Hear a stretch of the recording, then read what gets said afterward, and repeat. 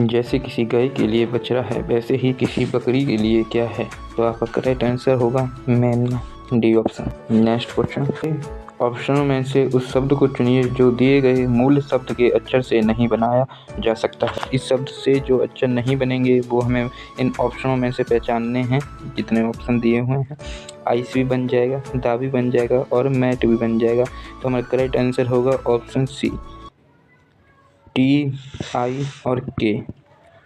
T मिल जाएगा हमें, इसमें आई भी मिल जाएगा, लेकिन के नहीं मिलेगा। जो ये के है वो इस मूल शब्द में कहीं भी नहीं दिया गया है। तो हमारा करेक्ट आंसर ऑप्शन सी जो है वो हमारा करेक्ट हो जाएगा। निम्नलिखित प्रश्न में से उस शब्द को ज्ञात कीजिए जो शब्द केस की व्यवस्था के अनुसार अंतिम स्थान पर आए। हमें इन्हें पेयर में लगाना है और अंतिम स्थान पर जो शब्द आएगा उस शब्द को हमें ढूंढना है।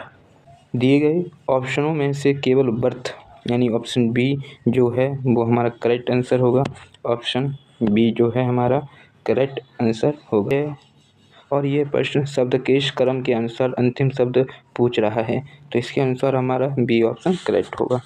नेक्स्ट क्वेश्चन, दर्पण में घड़ी के प्रतिबिंब में 3:15 दिखाई देते हैं, सही समय क्या होगा? इसे हम दो हिसाब से समझेंगे। पहला क्वेश्चन समझिए क्या कह रहा है कि मिरर के दर्पण में आपको 3:15 दिखाई दे रहे हैं। तो मिरर यानी शीशा हम बनाएंगे पहले और उसे इधर घड़ी रखी हुई है और इस साइड हमें दिखेगा। तो साइंस की लैंग्वेज में पहले हम समझते हैं, ये हमारा मिरर हो गया, ये हमारा शीशा है और जो क्वेश्चन दे रखा है 3:15। तो हम जब इसे इस तरफ इमेज बनेगी वो हमारी बनेगी साइंस की लैंग्वेज 8:45 दिखाएगा। अपोजिट इमेज बनती है मिरर में, ठीक है। और अगर मैथ के हिसाब से अगर हम इस क्वेश्चन को देखें तो दिए गए ऑप्शन में से दर्पण में घड़ी के दर्पण समय और वास्तविक समय का योग 12 बजे होता है, यानी करेक्ट टाइम जो हमारा होता है वो 12 बजे होता है। एक नया पेज लेंगे, उसमें हम सॉल्व करेंगे।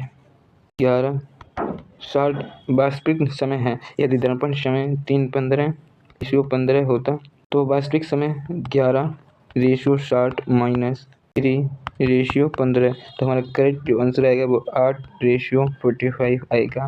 वास्तविक समय है, तो आपका करेक्ट आंसर जो आएगा वो आएगा ऑप्शन ए, ये हमारा करेक्ट आंसर।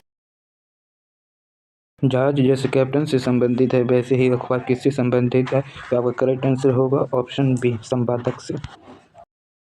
यदि अंग्रेजी वर्णमाला के वाई से प्रतीक तीसरे अक्षर को हटाई दिया जाए तो नई श्रृंखला में वाई ओर से 9वां अक्षर क्या होगा? अंग्रेजी वर्णमाला में पहले हम ए, बी, सी, डी, ई, एफ, जी ऐसे करके पहला अक्षर लिखेंगे। अब बाएं से हर तीसरा अक्षर हटाएंगे, बाएं की तरफ से हर तीसरा अक्षर हटाएंगे। जैसे पहला, दूसरा, ये तीसरा अक्षर जो हमारा है वो सी है। अब हम बाईं से हर तीसरा अक्षर हटाएंगे। जैसे थर्ड अक्षर जो हमारा बनेगा वो बनेगा सी, छठा अक्षर जो हमारा बनेगा वो बनेगा एफ और 9वां अक्षर जो बनेगा वो बनेगा हमारा आई। जैसे हमने ये ए से लेके जेड तक लिख लिया है यहाँ पर। और बाईं ओर से हटाए तीसरे अक्षर, तो हमारा तीसरे अक्षर बनेगा सी, छठे अक्षर पे एफ, 9वें अक्षर पे आई और 12 अक्षर पे एल बनेगा।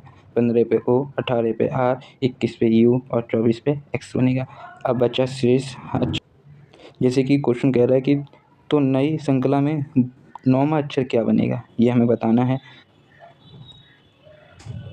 तो 9वां अक्षर क्या बनेगा ये हमने लिख लिया, 1 2 3 4 5 6 7 8। अब बचे हुए अक्षरों को हम लिख लेंगे। तो बचे हुए अक्षरों को हम लिखेंगे ए, बी, डी, ई, जी, एच और जे, के। इतने अक्षर बचे हुए हैं। अब इन्हें गिनेंगे और 9वां अक्षर जो हमारा बनेगा उसे हम देखेंगे, और एम।